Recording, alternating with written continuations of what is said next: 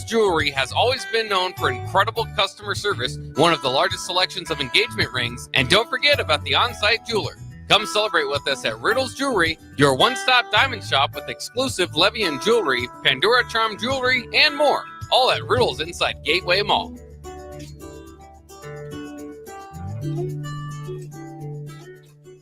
In every office, there's two types of people. There are those who bring in bagels and those who eat the bagels that someone else brought in. Everybody likes the first person. Be that first person. Weekday mornings at 7:30, you have a chance to win a business box of bagels from Bagels & Joe. All you have to do is shut up, Sipple. 2 questions for you, 2 for Sip. Win, and the bagels are yours. Lose, well, you don't want to lose. You lost Monday, you lost Wednesday, you're a loser. Shut up, Sipple. Weekday mornings at 7:30, brought to you by Bagels & Joe. This is Adam Carriker on the ticket. Position right of the quarterback, out of the shotgun, 1st and 20. Jailbreak screen in the air. It is tipped. It is intercepted by Carriker at the Missouri 21-yard line. Live from the heart of Lincoln, America, 8-year NFL vet and All-American defensive lineman Adam Carriker. Shotgun snap to Everett. He's got the left arm going, and now he's got a whole lot of Adam Carriker who rips him down inside the 25-yard line. On 93.7 The Ticket and theticketfm.com. Here's your host, Adam Carriker. We are into the month of August. We are into fall camp throughout the college football world. We are 21 days away from kicking off the college football season with Florida State and Georgia Tech. Just another 26 days until the Big Ten gets into action with Rutgers hosting Howard. So much fun here as we are now in the thick of it. Welcome, everybody, to Believe in Big Ten. This is the Big Ten Show here with you on Sports Grid. Rhett Lewis alongside former Nebraska Cornhusker Adam Carriker, and we are ready to rock and roll here. Great to be here with you as we share our love of the Big Ten with you guys here today, Adam. But before we dig into everything that's going on, Fall camp brings about special memories for me, not because I pulled my hamstring on the first morning practice of every 2-a-day in fall. Some might say that was strategy. Some might say that was genetics. Strategy. Wow, that's brilliant. I should have thought of that. I know, but I do love this time of year, man. I do get anxious. I think back about like my alarm clock going off. Don't want to miss it's just there's that excitement. Right? There's that nervous energy about getting this thing rolling and beginning this 2024 journey. There's that nervousness. There's that excitement. There's that anticipation. I actually played with an individual, and I think Phil would be okay with me sharing this. Phil Peets, he slept with his lights on all night because he was so every day during fall camp, back when you could do 2-a-days, like eons ago. But he was so nervous about being late, he'd sleep with his lights on all night. And I'm just like, Phil was an unusual guy, and I mean that in a phenomenal sense. He definitely caught me off guard the first time he ever blocked me. He pancaked me. But we won't talk too much about that. But, dude, it's a special time of year. And guys like you who pulled their hamstring out of nowhere, you were smarter than I was. I was great in the afternoon practices for my gym. I needed like all day to get fully warmed up. You know what I mean? So, but look, that's what guys are going through right now. And while we're not doing double days anymore, there is still massive opportunities out there for teams to begin to come together, for players to begin to make their mark on the depth chart. We're going to get into some of that today. In fact, we're going to give you a de facto Ohio State and Michigan season preview, right? Talking about the defending national champions first with Michigan, talking about the defending Big Ten champions now back to back to back. And then, of course, Ohio State, who has been in that position very often. We're going to get their side of things as well. So Michigan, Ohio State previews coming up in our unofficial summer series kicking off today with you guys here on Sports Grid. But we also wanted to begin by trying to settle, maybe not once and for all, but settle the age-old debate, right?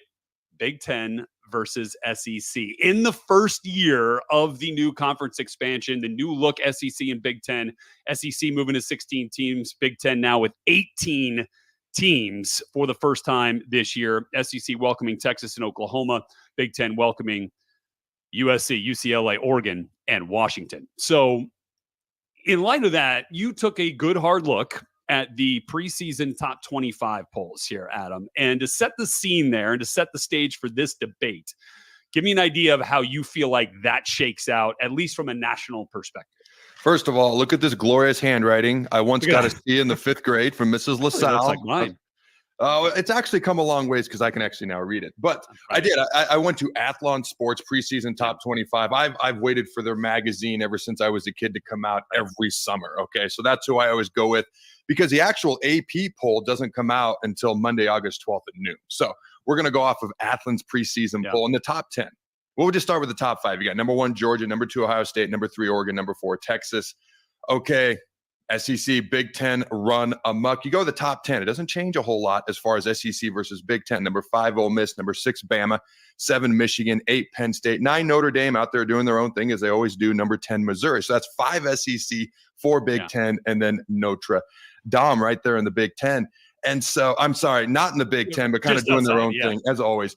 And so number 11 is LSU. All right. And then you finally start to get into Florida State, Utah, Clemson, some of these Big 12 ACC teams. All right. You go through the top 25. You've got 9 SEC teams. All right. You got 5 Big 10 teams, very much in the top 10, top 4 is where the Big 10 teams tend to rest. Okay. Then you got 5 Big 12, 5 ACC, and Notre Dame. So the way I look at this is, wow, it's not even a question. It's the SE freaking C, right? It's 9 to 5 to 5. They got almost as many as the Big 10 and Big 12 combined. Okay, now that's the lazy man's way to look at it. That's one way to look at it, right? Okay, another way of looking at it is twofold. Number 1, Oklahoma lost like their entire offensive line. They're number 16 in this poll, by the way. And they lost a whole bunch of players. Not saying they're not going to be good, not going to be decent. I think they're going to have a rough introductory season to the SEC. That's just my opinion. I don't think they end up ranked. You look at A&M and all that turmoil. $100 million plus Jimbo Fisher is no longer there. The very next year, I mean, what can you really expect? So to me, is there a little bit of SEC, ESPN, SEC bias? I don't know. Ooh, okay. Yeah, I've said that before. I'll say it again. Where's the second guy in a grassy knoll over here? I like it. This is good. The conspiracy theories. All right. Yep. So I even put question marks by those two. If you can see those right there, question marks. Yeah. Now I did put some question marks by some Big Ten teams. All right. Okay. I didn't draw the question marks in, but Wisconsin and Iowa, they're ranked way more often than not, yet they don't appear in the top 25. Nebraska's kind of everybody's preseason darling. I don't know how you put them in the top 25 just yet, but they're kind of like everybody's preseason darling in the first 7 games or beyond manageable. And then I actually put a question mark to USC, whose preseason ranked 22nd. I'm like, how do we know what the heck to expect out of USC? So to me, you could insert Iowa, you can insert Wisconsin, you could take out USC. The one thing I will say the Big Ten has going for it is they are coast to coast. And over the course of time, that is going to benefit them greatly. The SEC, hey, the South, that's where football is king. It's God. It's right below going to church on Sundays or maybe even above in some spots, but it's very regional. Does that eventually over time make a difference? So I think that's a good way to look at this. But the way that and especially from a national perspective to kind of get that picture, right? Yeah, all right, sure. SEC's got more teams in the top 25. That's fine. But when you directly compare pound for pound with the Big Ten, that's where things start to get interesting. Sure, the Big Ten has a couple extra teams, right? But I think we can use that. We can kind of separate that from the ultimate kind of deciding factors here. But the way that I would kind of look at this is starting at the very top. Right, top 3 teams at each conference. I think we would both agree, and I think we did, right, on our when we were going through the polls and going through the preseason rankings back when we were live at Big Ten Media Days. It's Ohio State, it's Oregon, it's Penn State. 1, 2, 3 at this point, right? And then Michigan probably in there for 4, depending on how you want to look at things, but they feel like that next, and then there's a little bit of a drop off there, right? We talked about those tiers on a previous episode. Be sure to check us out over on YouTube as well to catch up with all of that content if you missed it. So, and then when I compare those 3 teams, Ohio State, Oregon, Penn State, with the top 3 teams in the SEC preseason media poll, you're looking at Georgia, Texas, and Alabama. So Georgia, and let's say Ohio State. Right, if you stack that up, those top teams is pretty close to me in terms of talent. Now, I think the last couple of years, though, there's been a more established, consistent level of high-level elite success for Georgia. I'll give them the nod there, right? Oregon and Texas. Oregon, this close to the CFP a year ago. If not for Washington, they're probably in there. Washington, of course, defeated Texas in the semifinal. Quinn Ewers comes back for Texas, and now Dylan Gabriel leads the way for Oregon. Just from the quarterback spot there. But there's without going position by position here, I almost give that a little bit of a wash. Like, I think those two teams are really tight as well. And so then you look to Alabama and Penn State, and there's obviously a lot of questions there as new staff turns over at Alabama. But some familiar faces, although quite a few of them have moved on. I kind of feel like it's pretty dang even there with Penn State and Alabama. So, I mean, like, it's really hard to separate those top three teams, right? I almost look at that as a wash. Like that is pretty tight right there with those three teams. I don't think you can make the deciding factor on conference versus conference with those top three teams. Do you see it any differently there? It's really hard. If I force myself to pick, I'd give the slight nod to Georgia over Ohio State. So just that's probably where they get the edge, right? I would actually give the slight nod. So Texas, within the past year or two, maybe a tad above Oregon, but over the past decade, it's been Oregon. Texas was really down for a while, not that long ago. I'd actually give the slight nod to Oregon. Okay. Yeah. I just feel that. Very slight. Penn State and Alabama. Dude, I guess you give the slight nod to Bama if you have to pick one, just because Penn State hasn't quite been able to eke into that top tier. But Bama lost so many players. To me, it is a wash if you look at it like that. Yeah, and then you're looking, Ole Miss, LSU versus, Michigan, Iowa. Again, you're going to be talking about 9 to 10 win teams right there. I do think, though, the bottom of the Big Ten, the perceived bottom of the Big Ten, ultimately gets the edge over the bottom of the SEC, which I think, in my opinion, the strength of the wolf is the pack, and in that case, I do feel like the Big Ten, top to bottom, is going to get there just a hair over the SEC, and that will likely cause a stir in that region there in the Southeast. But I'm okay with that, and I do think we could go more in depth on that. But I do feel like top, maybe SEC does get the edge, but from middle to bottom, I feel like the Big Ten can stand on its own 2 feet there and get the edge. So it's just a matter of how you want to parse it out that way. But that's always fun to kind of go through those two conferences. So, all right. So go ahead. I was just going to give the Big Ten the slight edge because of this. We play 9 conference games. They play 8. They get 2 bye weeks, and I don't like it. I don't like it. Ring the bell. Raise the hand. Boom. We've got the champion right there. That's the kicker, the bonus. All right. We're giving the Big Ten the edge. Shocker here on the Big Ten show. All right. We're going to, when we come back here, we are going to dig into our summer series here, starting with the defending Big Ten champion, Michigan Wolverines. We'll give you some of their star power heading into this 2024 season.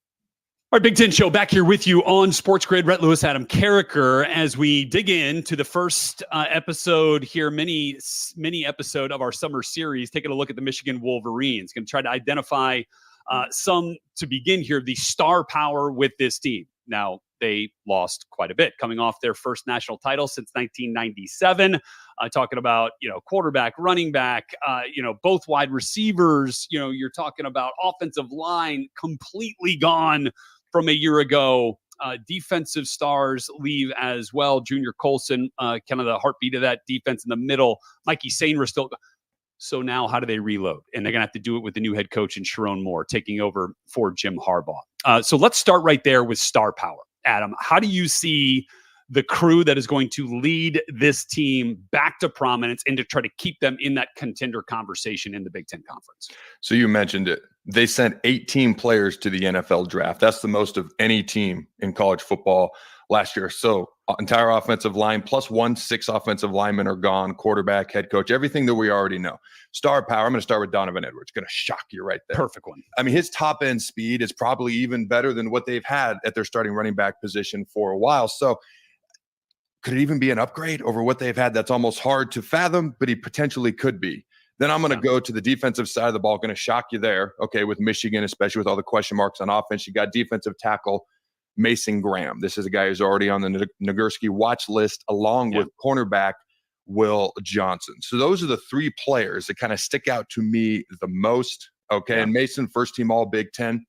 Okay, last year for the coaches. And I thought this was interesting. Third, how do you go from first to third team when it came to the media All Big Ten? That was really weird. I remember that when that came out. Yeah, those are the 3 that stood out to me. Okay. I think there's no way you can't start with Donovan Edwards. I mean, that's just, he's on the cover of NCAA 25, right? The video game's back, and he's one of the dudes right there in the center leading the way. Has talked about his struggle with some kind of mental health issues, but feels like he is on the other side of that. Had some down production season from a year ago, but amped it up, in the college football playoff. We saw him really take off there. I think they get more explosive that way. To me, he's a more explosive runner than Blake Corum was, but you are going to miss Corum's nose for the end zone, which was unrivaled in Michigan history. Top touchdown scorer in that program's prestigious history. So certainly Donovan Edwards, I'll agree with you. Mason Graham, flat out game wrecker. Like, he is a game wrecker from the interior. I think, even from a pass rush perspective, I think he's going to collapse pockets on quarterbacks and cause nightmares all day long. And then, I certainly Will Johnson, as you mentioned, one of the top corners in the country. We could be talking about Mason Graham and Will Johnson as potential top 5 draft picks. For sure. Like, that's how good they are on the defensive side of the ball. Yep. They're going to get some, kind of replacing both their starting linebackers, from last year. But they'll figure it out. They've got a great pipeline there. So my 2 stars that I'll give outside of the ones that you gave, Colston Loveland at tight end. I think, losing, Roman Wilson, who was a big time touchdown scorer for them a year ago. I think Colston Loveland picks up the void, fills that void a little bit on the offensive production. He was good last year. I think he takes another step this year. So Colston Loveland, star power on the offense for me. I'll flip over to the other side and give you another defender to watch, and that's Makari Page. Back there in the back end with Will Johnson. I think that they do a phenomenal job of limiting explosive plays. I think he's a sure tackler, and I think he's a guy that can be a playmaker from that spot. Gets his hands on the ball. There's a trust that's built there with him and Will Johnson. Like, he can almost be like, I know Will's good over here. Maybe I could cheat over the other side. Like, they've got, I feel like Makari Page is going to be one of those guys that gets his hands on a lot of footballs this season for Michigan. So a look there at star power. There's plenty of other ones that we could get to as well. Jayshawn Barham is a guy from Maryland that comes in to kind of help fill the void of the linebacker departures that they had a year ago. I'd keep an eye on him as well. But that kind of leads us into the next piece of this preview with Michigan, which is a breakout player. And so that's something that I want to get into right now. Do you have a guy, maybe outside of that star power tier that we've been talking about, that you think could take the next step for the Michigan Wolverines as they look to get back to the top of the conference? One final thought. I forgot to mention it with Mason Graham. He was the defensive MVP of the Rose Bowl. He had that critical tackle for loss in overtime versus Bama as well. That's right. And it's interesting because it depends on where you want to put Colston Loveland. I had him as a breakout player. Now, it's kind of asinine to say because he was first team all Big Ten. Adam, how can he be a breakout player? Because star power means people recognize who you are very quickly. Right. Okay. And to me, he could become that recognizable star power type face this year. I don't know that he's there just yet, despite being a really freaking good football player. First team all Big Ten last year to the coaches, second team all Big Ten in the media, caught 45 passes, 649 yards and 4 TDs. When you got a new quarterback, a big target with great hands can be that new quarterback's best friend. So he could be their top pass catcher. I do have a couple of wide receivers on this list. They're all very unproven, but I've got Tyler Morris, Jr., 5'11", 185, very shifty as a potential breakout player. But I got Colston Loveland being that new quarterback's best friend, whoever that ends up being, whether it's Orgy or someone else early on in the season. And then again, another guy, like, how is he on this list? And how is he not a star? Again, it's about that recognizable star power type name recognition. So defensive tackle Kenneth Grant. They could just have two monsters inside. All right, 29 tackles for loss. All right, 29 tackles, 5 for loss, 3.5 sacks, and 6 quarterback hurries. Second team and third team all Big Ten, respectively, coaches and media poll as well. So those are guys that could become more household type names this year. Yeah. Okay. I'll give you 2 more. The first one is a tight end that will kind of help keep the tight end depth rolling for Michigan. You remember last year it was Colston Loveland, it was AJ Barner who had just transferred in, and then Max Bredesen, kind of doubles as a tight end fullback. They want to go, a little bit heavier. You bring Brady in there as a big force, a physical force on that Michigan offense. So I'll give you another one. Marlon Klein. Another tight end. He was a junior a year ago. Very limited production. 6'6", 250-pound guy. Guy was born in Germany. okay, coming over. I think he starts to find his footing and be, I was tipped off to that by another great tight end in Michigan history, a Mackey Award winner. Jake Butt was like, keep an eye on Marlon Klein. So I trust his opinion very much. Shout out to Jake. And so I would keep an eye on him kind of helping Marlon Klein, helping to add to that tight end room. And then the other one is Khalil Mullings, right? It was a guy who is, had over 200 yards rushing a year ago, but has kind of been in the shadows of Donovan Edwards and Blake Corum at times. And now, with the attention that Donovan's going to get, I think that Khalil Mullings could be a guy that really steps up as a breakout player to kind of help a 1-2 punch there in the Michigan backfield. Okay, just getting started with our Michigan previews. When we come back here, we're going to get now to the biggest question mark facing this Michigan Wolverines football team. And no question, that quarterback will be among those topics of conversation all coming up. Formerly with only 4 Lincoln locations, now 5 Lincoln locations. That's 25% more locations than there used to be. Can you even imagine a world where there's only 4 Lincoln Mill locations? Feels like ages ago. We were all so young then.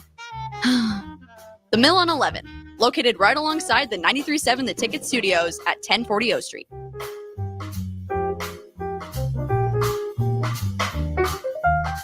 Are you looking to get into the electrical construction industry or wanting a new scene? The Electrical Workers of Local Union 265 are now hiring licensed journeymen and apprentices and are offering great pay and benefits. Call Mike at 402-875-1034 to apply. Start your electrical career today. You already know that Select Plumbing takes care of all your plumbing needs, including water heaters, faucet repairs, leaks, drips, sump pumps, and more. Now, they're able to help you with your heating and air conditioning as well. Select Plumbing has recently expanded into residential heating and air, and they're excited to bring this new service to their complete list of plumbing services. Call to book an appointment today at 402-560-6197 or go to selectplumbinginc.com, serving Lincoln, Seward, Milford, and the surrounding areas. Constructors is now hiring for all positions, with laborers starting at $23 and up based on experience. Constructors has immediate job openings for laborers, mechanics, bridge builders, operators, and drivers. Start your new career today. Constructors offers great pay, health, dental, and vision insurance, paid time off, paid holidays, and so much more. Join the crew today and be a part of Nebraska's oldest paving company dating back to 1908. For a complete list of openings and to apply online, visit constructorslincoln.com. As a proud member of the Roofing and Solar Reform Alliance, Coalition Restoration stands out by providing thorough property assessments, personalized customer service, and top-notch craftsmanship. With years of experience in the industry, Coalition Restoration has built a notable reputation for having a team filled with skilled professionals and possessing the expertise to handle any roofing project, big or small. Visit their website today for a free roof assessment at www.coalitionrestoration.com or give them a call at 402-607-8186. LES is proud to be powered by your family, your friends, your neighbors, local people serving local people. Learn more about what a career at LES can offer you at les.com/careers. Riddle's Jewelry is excited to be celebrating 65 years. 65 years of so many incredible memories celebrating with each of your special moments. In celebration of the 65th Riddle's Jewelry anniversary, we will be offering up to 40% off all engagement rings and all diamond fashion jewelry. The excitement doesn't stop there. Riddle's Jewelry is also offering 18 months, 0% interest and $0 down financing on all qualifying purchases. Riddle's Jewelry has always been known for incredible customer service, one of the largest selections of engagement rings, and don't forget about the on-site jeweler. Come celebrate with us at Riddle's Jewelry, your one-stop diamond shop with exclusive Levian jewelry, Pandora Charm jewelry, and more. All at Riddle's inside Gateway Mall.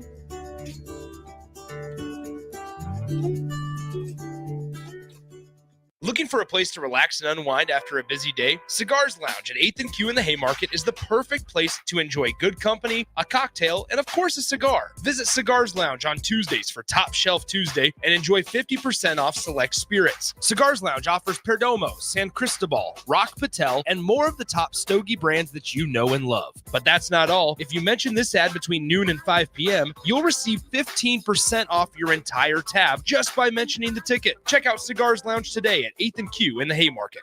For over 15 years, Integrated Life Choices has empowered individuals with disabilities in Lincoln and throughout Nebraska. They provide comprehensive services from group homes and independent living services to job training, ensuring fulfilling lives for those that they serve. Now, they're inviting you to join their mission. If you're passionate about making a difference in the lives of people with developmental disabilities, explore rewarding career opportunities with them. Learn more about their services and apply today at www.ilc.net. Be a part of Integrated Life Choices, where your work truly changes lives. Get ready, Husker fans. The Big Red Preview is coming soon. Join us Saturday night, August 3rd, for an exclusive look at your Nebraska football team in action. Experience the excitement, the energy, the sights and sounds of a game day as the 2024 football season kicks off. Visit Huskers.com/tickets and bring your family, friends, and all your Big Red pride to Memorial Stadium, Saturday night, August 3rd. That's Huskers.com/tickets. Brought to you by Husker Athletics and 1890 Nebraska. Winning tradition, future success. Rosie's Sports Bar and Grill, open for lunch and dinner at 1501 Center Park Road. Alcohol has strained our relationship. Drinking too much can cause harm to friends, family members, and loved ones. By drinking less, we will save our relationship. If you or a loved one is looking for help, find a treatment facility near you at findtreatment.gov. For immediate support, call, text, or chat 988. Brought to you by Nebraska DHHS in partnership with SAMHSA. You're listening to Adam Carriker on The Ticket on 93.7 The Ticket and theticketfm.com. All right, continuing our Michigan Summer Series season preview here on the Big Ten Show with John Sports, Great Brett Lewis, Adam Carriker. So we've assessed the guys that we expect, right, to be big-time contributors for this Michigan team. Some that you may have heard of, some maybe you're just getting familiar with. But now for the first time in 2 years, we're going to have to be talking. We're going to talk about the Michigan Wolverines with a big-time question mark. And I don't know how we can't start this piece of the conversation, biggest question mark facing the defending national champions, without talking about quarterback. Is that the biggest question mark for you at this point, Adam Carriker? And how do you see that battle? Oh, it's by far the biggest question mark. I don't even know how one would. You could try to debate it. I don't know how one could do that successfully. When we didn't talk about star power and bring up the quarterback position, we didn't talk about breakout players and we didn't bring up the quarterback position.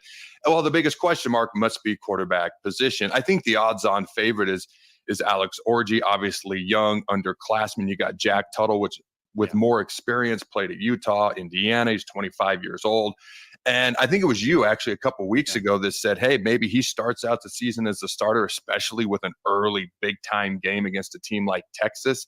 And maybe as the season progresses, you've got a package for Alex Orji, or maybe he wins the job right out the gate. Who knows? But as the season goes along, maybe he starts to take over that offense as he gets some more time to develop. But the fact that we haven't talked about their quarterbacks at all to this point, de facto makes it the biggest question mark for Michigan.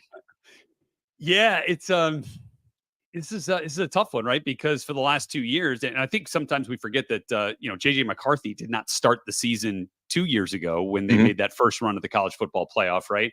It was Cade McNamara who started that first game, and then JJ jumped in the second week and never looked back. So there's been a consistency at quarterback for Michigan. Now they haven't been hugely productive in the pass game, certainly enough, right, to get the job done and win a national title. They had that formula, but I do think it's going to be interesting to see how Sharon Moore and how this offensive staff settles in on this decision, right? And I do think that the Sharon Moore piece of it is another contender for biggest question mark, right? Like how does he put his stamp on this team, right? How much of it is this still Harbaugh's formula, Harbaugh's philosophy? Where does Sharon Moore try to tweak things to make this team his, right? With his footprint, his impact. But yeah, I don't think there's any way you can look past the quarterback. Alex Orji, extreme athlete. We barely seen him throw the football, right? That's the thing. He came in some packages, ran the ball almost exclusively for Michigan when he was in there. So, the question is, how does the entirety of his skill set come to play here in this battle? And can they trust him both, in the pass game and the run game to, continue to lead this offense, not put them in bad positions, because this defense is going to keep opposing team scores low. Don't care who you are with how good they are, the type of players that they have.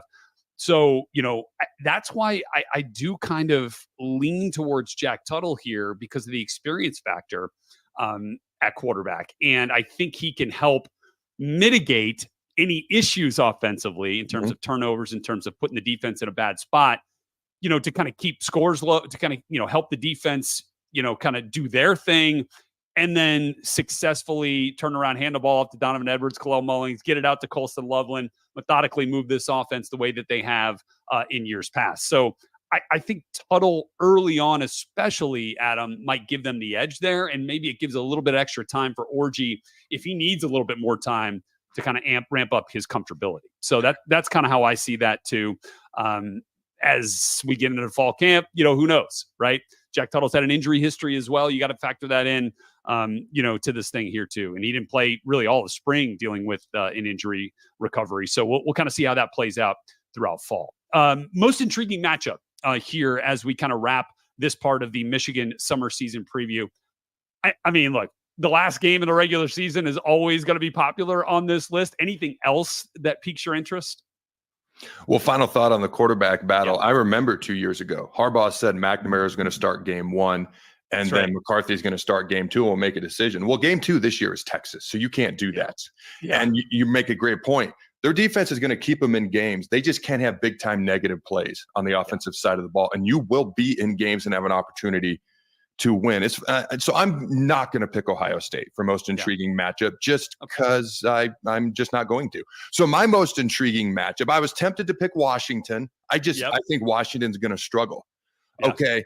So I look at most intriguing matchup, and I'm going to go with Oregon in Ann Arbor. Okay. It's later in the season. It's in November. Who knows what the weather could be like? So I'm going to go with Oregon because I could see Alex Orji hitting his stride at that point in time, Michigan hitting their stride, and maybe a potential upset game as the Ducks come to Ann Arbor.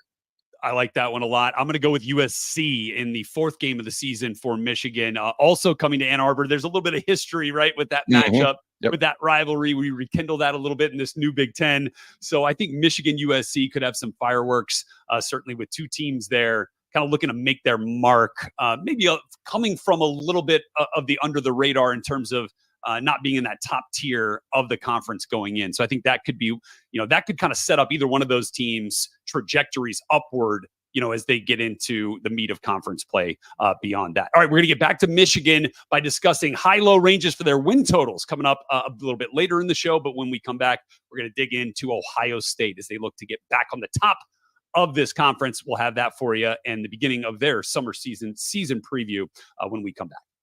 Okay, continuing our summer series season previews here as we're back with you on Sports Grid. This is the Big Ten show. We do believe in Big Ten, and the Ohio State Buckeyes are a big reason why.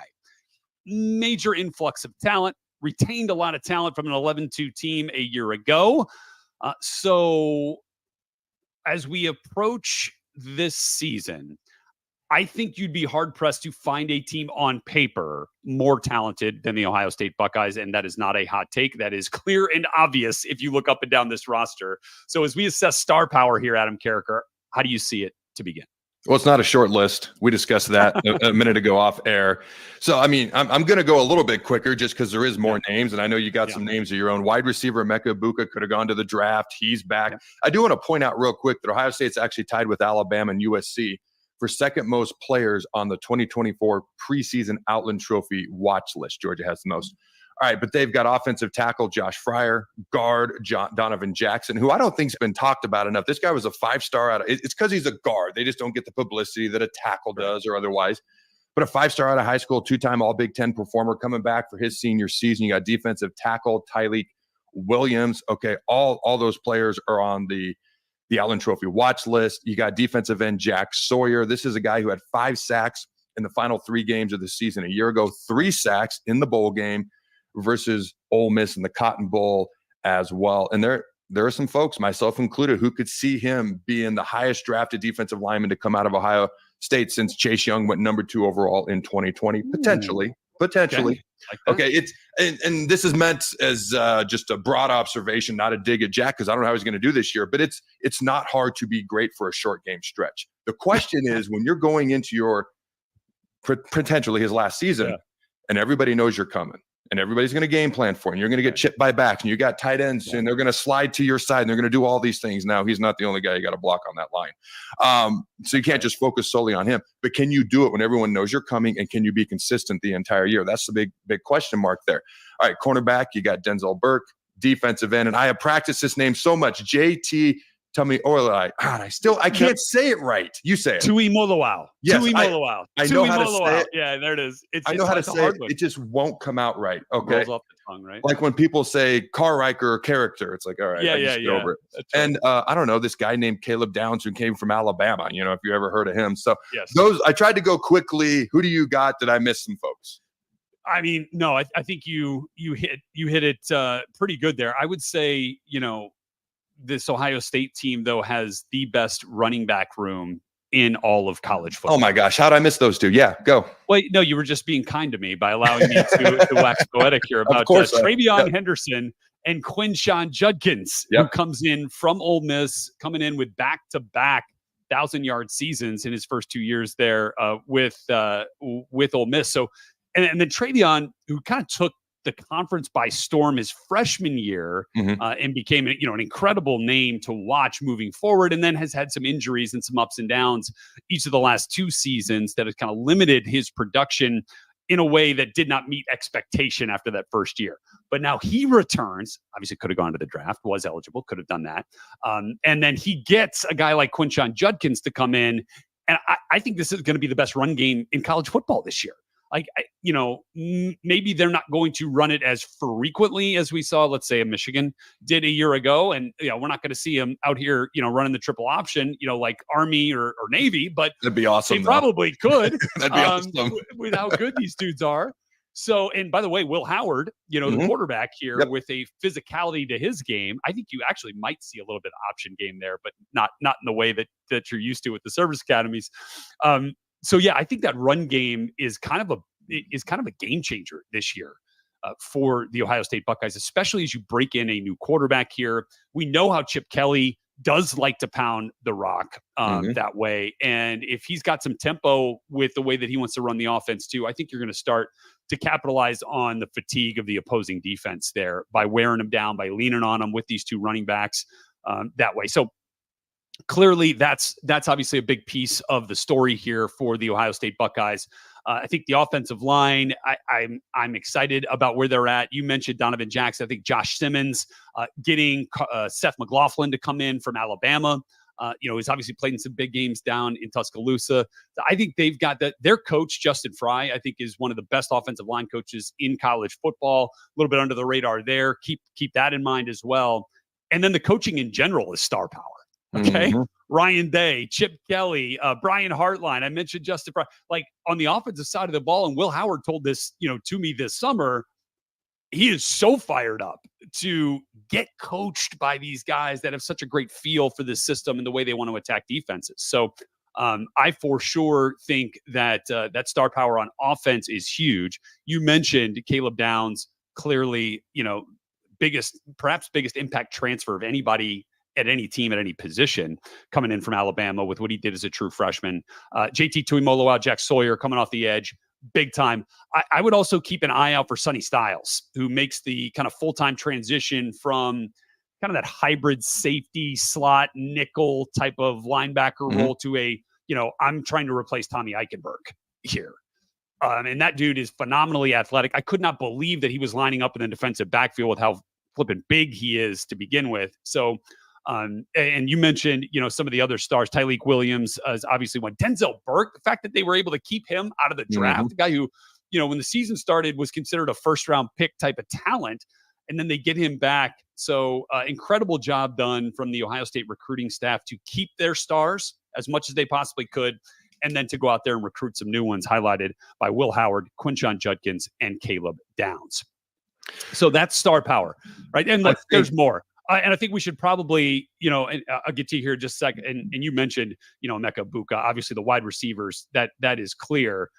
But talking about the way that the Ohio State Buckeyes are able to recruit young receivers, there has been a young man that is clearly generating a lot of hype at the wide receiver spot in Columbus. So Jeremiah Smith is going to be a guy who you're going to hear early and often, and is probably already considered star power category. That's a great point. I was just going to say that running back room is the most talented, best running back room in the country. And I don't think any team in the country benefited from Nick Saban retiring more than Ohio State. Yes. Okay. Yeah. From Caleb Downs to offensive lineman that came in. And then you got Chip Kelly, who was obviously UCLA's head coach, a lot of coaching experience. I'm excited to see what he does with the mobile Will Howard, the physical running style that he can bring. He's obviously got to be able to throw the ball for them to be successful against the top tier teams in the country. But I'm excited to see a little read option, a little up tempo, to see what he can do as well. When you talk about breakout players, yeah, what do you got? How do you not bring up Jeremiah Smith? 6'3", 215 from Miami. I mean, the dude's a freak. He looks like he's a senior already. So keep your eye out for him. Obviously, Carnell Tate right now, a wide receiver, is probably the favorite to be the number 2 target, depending on what happens with Jeremiah Smith. Right behind Emeka Ibuka.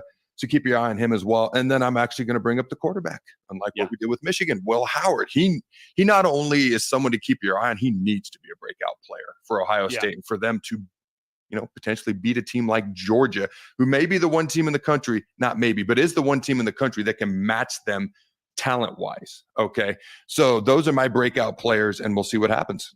Potential breakout players. I think that's a great one, and those are some good ones. I'll give you one more, because I think Caleb Downs has really rightfully so, has stolen the spotlight in that Ohio State secondary, and he hadn't even played a game yet in Columbus. Now they did lose, Josh Proctor, who in his final year at Ohio State really showed that potential that people really thought he was going to have, the entirety of his career, coming in as a super highly recruited dude. So they did lose a lot in the secondary in terms of the safety spot, with Styles then transferring or transitioning down to linebacker. Proctor gone. Lathan Ransom, they lost kind of halfway through the season last year. He comes back, which is great news. My breakout player is a guy to keep in mind, because we've seen Jim Knowles use multiple safety type personnel groupings there, where you can get 3 of them on the field at a time. Malik Hartford is a guy to watch. A true sophomore, played a little bit as a true freshman, was getting some rave reviews out of training camp as a true freshman.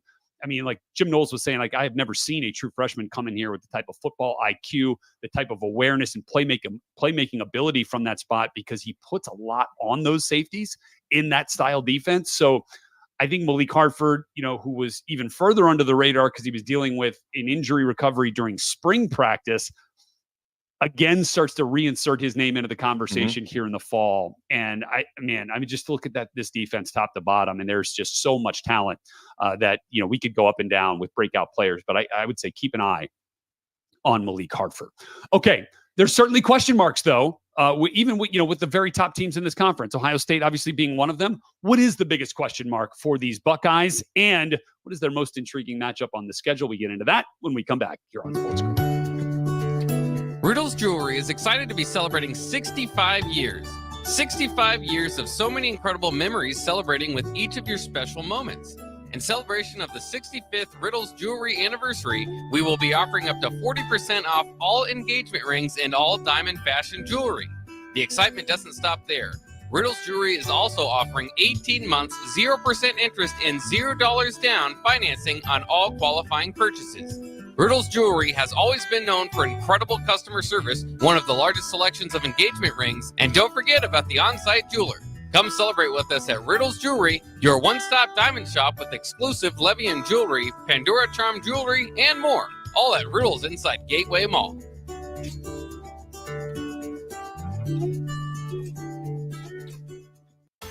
LES is proud to be powered by your family, your friends, your neighbors, local people serving local people. Learn more about what a career at LES can offer you at les.com/careers. Rashawn Jackson here for Bauer Underground, who has been serving local contractors and utility contractors all across the state since 1997. When you see the black and white trucks, you know the baddest dudes in the business have arrived. Bauer is currently looking for equipment operators, laborers, diesel mechanics, and aerial linemen. Join the brotherhood built on hard work, authentic people, and pedigree of success. Bauer, a family-friendly company who reminds you, go Big Red! Tune in to the Teammates Mentoring Hour each Wednesday from 6 to 7 p.m. on 93.7 The Ticket. Hear stories from a program started by Tom and Nancy Osborne and how it's changed mentors and mentees' lives and how you can be involved. The Teammates Mentoring Hour, Wednesday nights from 6 to 7 p.m. on 93.7 The Ticket and theticketfm.com. With the Planet Fitness Black Card, you don't just get a great workout, you get a great perk out because your membership is packed with perks. For $1 down and $24.99 a month, you'll get perks like access to any of our 2,400 clean and spacious locations. Bring your friend anytime and both work out with tons of equipment that'll give you that big fitness energy. Relax in the Black Card spa and more. Work out and perk out with the PF Black Card. Join for just $1 down and $24.99 a month. Hurry, this deal ends soon. See Home Club for details. Looking for a place to relax and unwind after a busy day? Cigars Lounge at 8th and Q in the Haymarket is the perfect place to enjoy good company, a cocktail, and of course a cigar. Visit Cigars Lounge on Tuesdays for Top Shelf Tuesday and enjoy 50% off select spirits. Cigars Lounge offers Perdomo, San Cristobal, Rock Patel, and more of the top stogie brands that you know and love. But that's not all. If you mention this ad between noon and 5 p.m., you'll receive 15% off your entire tab just by mentioning the ticket. Check out Cigars Lounge today at 8th and Q in the Haymarket. For over 15 years, Integrated Life Choices has empowered individuals with disabilities in Lincoln and throughout Nebraska. They provide comprehensive services from group homes and independent living services to job training, ensuring fulfilling lives for those that they serve. Now, they're inviting you to join their mission. If you're passionate about making a difference in the lives of people with developmental disabilities, explore rewarding career opportunities with them. Learn more about their services and apply today at www.ilc.net. Be a part of Integrated Life Choices, where your work truly changes lives. Alcohol has strained our relationship. Drinking too much can cause harm to friends, family members, and loved ones. By drinking less, we will save our relationship. If you or a loved one is looking for help, find a treatment facility near you at findtreatment.gov. For immediate support, call, text, or chat 988. Brought to you by Nebraska DHHS in partnership with SAMHSA. In every office, there's two types of people. There are those who bring in bagels and those who eat the bagels that someone else brought in. Everybody likes the first person. Be that first person. Weekday mornings at 7:30, you have a chance to win a business box of bagels from Bagels & Joe. All you have to do is shut up, Sipple. 2 questions for you, 2 for Sip. Win and the bagels are yours. Lose, well, you don't want to lose. You lost Monday, you lost Wednesday, you're a loser. Shut up, Sipple. Weekday mornings at 7:30, brought to you by Bagels & Joe. Shopping for new flooring is different today. Getting your questions answered, making the right selection, getting the best value, and installed quickly and professionally. Visit OStreetCarpet.com or shop our store. We'll answer all your questions and help you make the right choice. You'll be enjoying your new floor in just days for less than you'd pay elsewhere. Carpet, vinyl, wood, laminate, tile, and area rugs. We've got it all. O Street Carpet. 1732 O Street. Family owned and operated. Always the best value. You're listening to Adam Carriker on The Ticket on 93.7 The Ticket and theticketfm.com. All right, the unquestioned top team in this conference, Ohio State, still under the microscope as we continue our summer series season preview here with the Buckeyes on Sports Grid here at the Big Ten Show. Adam, as you look at question marks, though, surrounding this team, how do you see it? Because I think there's kind of a couple of ways you can look at this. You can look at personnel. You can also look at past seasons past, right, in terms of success. And then, how do they deal with the influx of new schools and new talent coming into this conference? So how do you see the biggest question mark for this Ohio State Buckeyes coming into this into this season? So I got a 3-part answer because I did look at it from a personnel standpoint. There's really only one question mark, and he's uber talented. He's more than capable of doing the job, and that's Will Howard. The question isn't running. The question is handling the big stage, handling the pressure, handling the eyeballs. A guy who did lose his job at K-State a year ago, albeit to a very good young quarterback in his own right as well. But now there's going to be so much more scrutiny. How do you handle that? Also, throwing the ball. Okay. How well can you throw the ball to keep these defenses off balance, especially teams like Penn State, one of the best defenses in the country, Michigan, one of the best defenses in the country, and some of the other teams you're going to face as well, including Oregon in Autzen Stadium about halfway through the season. So how does he handle the big stage? How does he handle the scrutiny? Because it's a whole different level, okay, when all eyeballs are on you. And then throwing the ball consistently, okay, not making the big mistake, kind of like what we talked about with Michigan. They really need to avoid that. And then it was interesting, and it's hard to argue when you said Ryan Day was a star because he's very recognizable, okay? Yeah.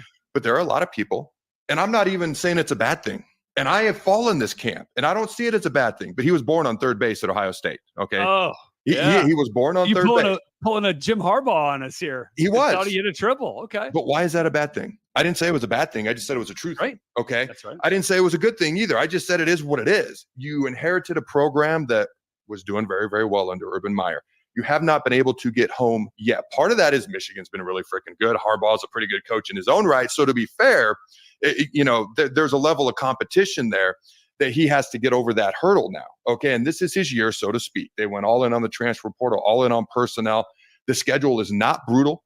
Most people would consider like Michigan's schedule to be easily one of the top 10 toughest schedules in the country. I would not put Ohio State in that realm of toughest schedules in the country. Their non-conference, for example, is Akron, Western Michigan, Marshall. With all due respect to those football programs, it's not the same thing as even Fresno State, Arkansas State, which are very good G5 teams, and then freaking Texas coming into your house. So to me, Ryan Day, he's a very recognizable figure. Calling him a star, I'm cool with that, but he's got to get the job done, and this is the year. So the pressure, how does he handle the pressure and getting over the hump as a team, as a coach and a coaching staff? Also, physicality. Now, I don't know that Michigan's not, I don't think if Michigan shoves them around this year like they have in previous years, they got real issues. Yeah. Okay. I don't see that happening. Okay. Because Michigan can't threaten them enough in other areas, at least not from what I see at this point. But they've been pushed around at times.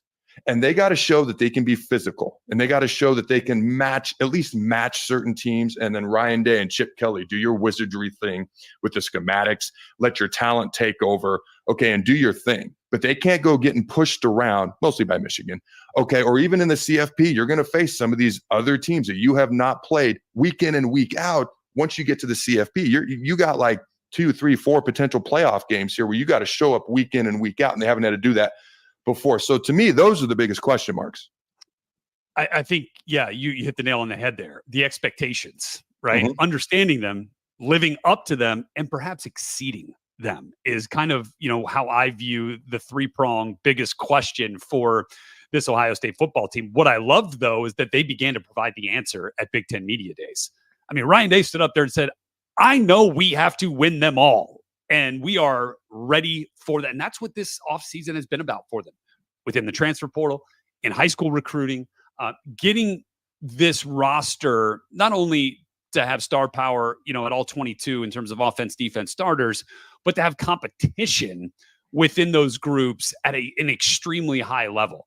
Like, you're not satisfied with saying Travion Henderson is a dude at running back and he's going to be our guy. And I feel great about that. It's like, well, he might be our guy, but we got an opportunity to bring in, one of the best running backs in this country to supplement this room. Mm-hmm. And Quinshon Judkins. I think the embracing of competition here within the personnel groupings and the position groups for this Ohio State team helps us answer that biggest question for them, which is, do they beat Michigan?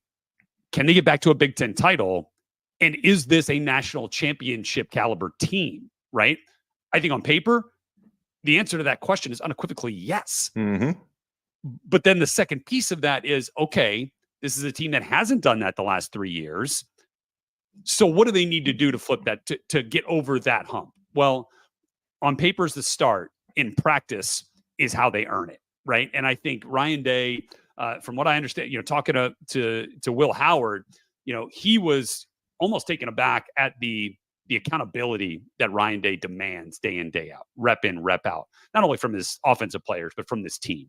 And so he understands better than anybody the pressure and the expectations he is under. So I think they are well equipped to answer, but that is without doubt the biggest question, right? It's Mm-hmm. kind of like an existential thing for with sure. Ohio State, because it's not X's and O's. It's not Jimmy's and Joe's. It's how does this team come together to rise above some of the negativity, even though they won 11 games.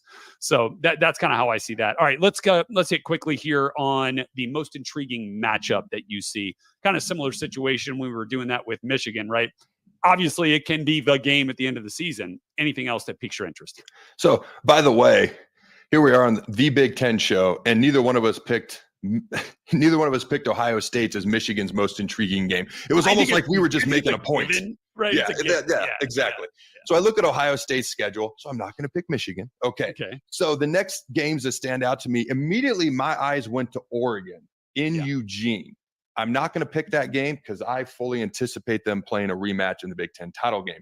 So if I'm not going to pick that game up in Happy Valley, November 2nd, Penn State. If Penn State is going to get the monkey off of Coach Franklin's back, they got to win that game. So I got Happy Valley, Penn State, November 2nd. Bam. Good one. I'm going to take the low-hanging fruit and go Oregon on that one because this, remember Oregon came into Columbus and won a couple of years ago. That's true. And so now with Ohio State taking this talented team out to Autzen Stadium in Eugene, I think that is a massive matchup, as of the new Big Ten, arguably the biggest matchup of the new Big Ten this year. I do think, though, that playing Iowa the week before helps refocus this team, helps recalibrate this team after non-conference games against, Marshall, Western Michigan, and Akron, lesser opponents. And they got Michigan State, too, to open conference play. But I think that matchup against a potential 10-win team in Iowa could really benefit Ohio State as they go out to Oregon. Okay,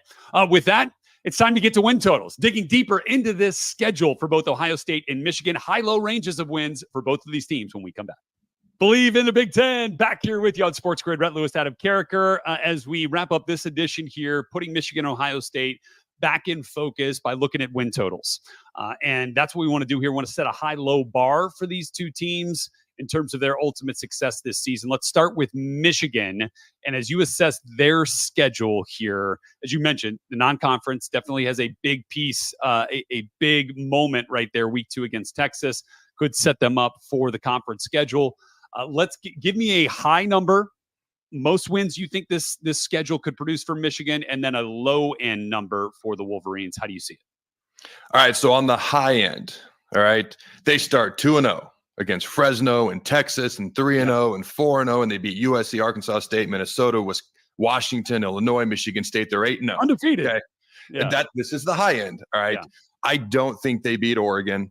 They beat Indiana. They beat Northwestern. I don't see them beating Ohio State. So high end, 10-2. Okay. High end, 10-2. I think at this point, kind of the only alternate theory there is saying that they are better than expected in their rebuild under Sharon Moore. And I do think 11 wins is the high bar. I think they will stumble against either Oregon, Ohio, or Ohio State. I think it's going to be really hard for them to sweep those two powerhouses with this team, with the newcomer at quarterback and all that. So I'm going to say on the high end, I'll give them 11 if they get by either Oregon or Ohio State. And in that case, you're talking about an obvious college football playoff team, which would be huge in Sharon Moore's first year. Okay, now, though, let's look at the low end in terms of win totals here. How do you see that? All right, let's make some enemies in Ann Arbor, shall we? Let's go. Yeah, right. Is it a bowl Fresno team? State. Is this a 6-win team? Dude, 6-6 is my low bar. Is it really? Yeah. Fresno State out the gate gets them. Just early on, rebuild, new quarterback. Yeah. Fresno State should not be overlooked. Texas obviously comes in and wins in this scenario, so they start off 0-2. Beat Arkansas State, lose to USC, and they're 1-3 out the gate. Then you beat Minnesota 2-3. I'll have them beating Washington. I just think Washington's really going to struggle. 3-3. Illinois 4-3. Michigan State, that could go either way in this scenario. I'm going to go, they lose, so they're 4-4. Then they lose to Oregon 4-5. Beat Indiana, beat Northwestern, lose to Ohio State. If my math is correct, I believe that's 6-6. Okay, told you. Let's make some enemies. That is 6-6. That is well under. That is well under the, I don't know, let's call it somewhat consensus win total projections, depending on who you follow out there, sitting right around 9 wins for this Michigan team. And I'm going to go under that as well. And I'm going to say that the low bar for me, because I do believe in continuity, and I do believe there is some of that in that transition from Jim Harbaugh to Sharon Moore, I'm going to give them 8. I'm going to say that Texas, Oregon, and Ohio State are those 3 teams that forces the Wolverines to stumble. And so I think they have the ability to get past everyone else on their schedule with that run game in particular in that defense. So my low bar is 8, my high bar is 11. Your high bar was 10, your low was 6. So we're not too far off there, but there does seem to be some volatility in how this Michigan team could look. Let's move to Ohio State. High win total for you with the Buckeyes. Well, you officially have 12, more friends. Right? Yeah. Well, yes, you officially have more friends in Ann Arbor than I do now. A little bit. Ohio State, I mean, it's 12-0. You know, they just beat everybody. That's the high bar. So the low bar for me, I'll just go ahead and do it, is 9-3 with losses. And this is the low bar, I might add. Oregon, Penn State on the road, and Michigan somehow comes in there and beats them. That's the low bar for me, is 9-3. Yeah, and I would say as well, again, the projections for Ohio State sit, again, depending on where you look, at around 10.5. I think they're above that, almost no matter what to me. Yeah. So I say kind of the high bar again, 12-0 clear. That's the projection there for me. And then the low bar, I don't see them losing 2 games this year.